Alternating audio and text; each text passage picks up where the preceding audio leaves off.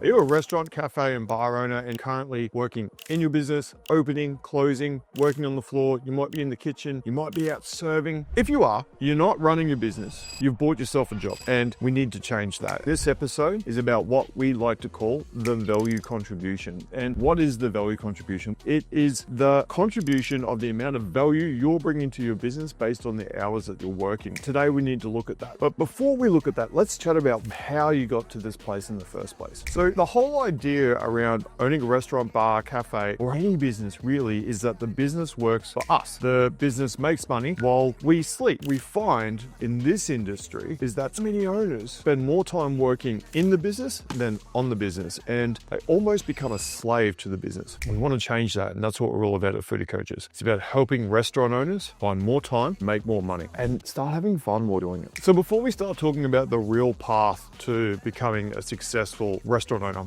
let's have a chat about how you got to this point in the first place. In the restaurant industry, so many owners have been trained to be amazing cooks, to be amazing chefs, to be amazing servers, to be amazing at hospitality. And you've got a passion, you've got a love, and you've got something that you're really good at, and you've decided to do it as a business, which is brilliant. But what a lot of owners haven't been trained in is the art of becoming a business owner. And when we start talking about becoming a business owner, it's that feeling of accomplishment. It's about that feeling of you can go home, you can relax, you can spend time with your kids, you can go on holidays, you're not counting the pennies week to week. A true business owner won't be stuck in the day-to-day grind. They won't be putting out fires, they won't be dealing with their team, they won't be dealing with irate customers, suppliers, and the rest of it. So you've got a trade you're really good at it, and you start running the business the same way you'd manage another business, which is working in it. And what happens is that because we all love what we do so much and we're so passionate about it, we end up becoming control freaks as well. So the usual story is that an owner comes in and they get a team, and the team start working, and the owner starts working in the business as well. They start trying to pull themselves out and something goes wrong. They fix that, and then they pull themselves out again, and then something else goes wrong. They pull themselves out again, and the next minute we're tight on cash. We get back in and start working in the business because we're trying to save money on wages. And that's the trap. The moment we get into the business to start saving money on wages is the moment we're on a downward spiral, and we need to make sure we change it. As an owner, we can see why it happens. You're in there to fix the business. You're in there to make sure it runs, and it makes complete sense. But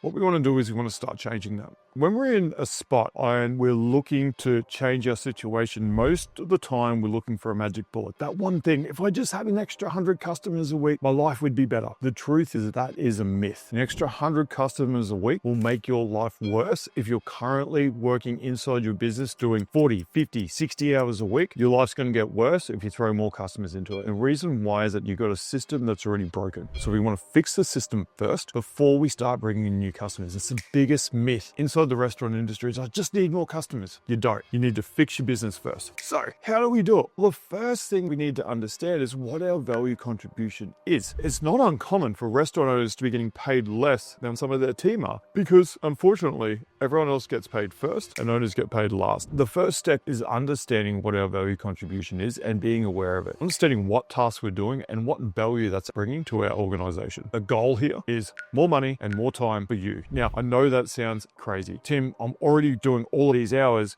You expect me to work less and make more money? And yes, that's exactly what I expect, because what we see is once owners understand the value contribution framework, it allows them to step out. Does it happen overnight? No. This is something that takes weeks and months, but it's about showing up and consistently doing it. And the owners that do this the best in all of our programs end up never working in the business, and they end up making more money. It's because of the systems and the framework that you'll put in place throughout this period. So let's jump in and start figuring out what your value contribution is so we can start freeing up your time so you can start making more money. So how does this framework work? What is the next steps you need to take? Well, the first thing you need to do is write down every single task that you're currently doing for the business. I don't expect you to walk around with a timesheet marking your 6-minute points like an accountant would do. What I do expect is that you take half an hour when you get some time to yourself before you go to bed. Whatever it is, you can be on your notes on your phone, you can have a notepad, write on a napkin while you're at the restaurant. But I want you to write down every single task that you do. Now, whether that's opening, washing dishes, doing the books, marketing, talking to the staff, dealing with this problem, checking on the ordering, fixing this thing, changing the oil on the fryer. I want you to write down every single task that you currently have.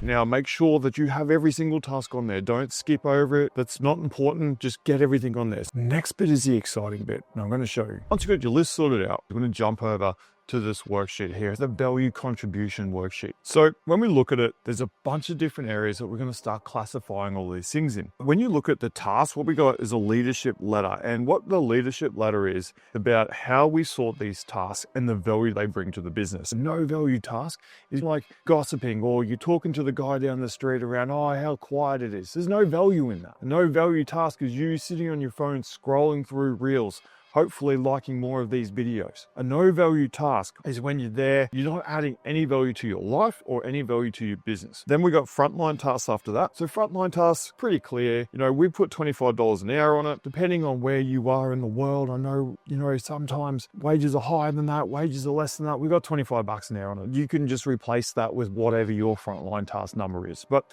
let's think about frontline tasks. What are they? Sweeping the floor, serving, locking up, washing dishes, all of the things that you shouldn't be doing. Frontline tasks are where you can get someone there, the lowest level of labor, to get it done. Next level of task up here, we've got supervisor. What is a supervisor? Well, you're running the shift, you're doing the rostering, you're doing the ordering. It's the next level. From there, we got bookkeeping.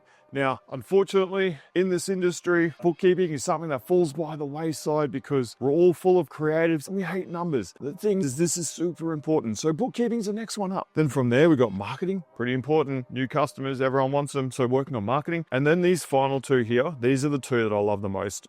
The business owner and the growth. So the business owner is looking at the numbers, looking at the reporting, figuring out what other things we could be doing to make the business more profitable. And the growth is what other opportunities that we have in the market for us to expand, grow, other locations, or just making sure that this business is as profitable as possible. So what I want you to do is I want you to take a highlighter now, and I just want you to go through and highlight all the no value tasks that you do in one color. And this is your opportunity to become really arty. You can make this fun. There's not enough stuff in business that's fun. When we don't make things fun, we don't enjoy what we're doing and we don't get excited about it. So make it fun. Frontline tasks. I want you to go and highlight all the frontline tasks in a different color. So you're going to end up with a worksheet that looks like this.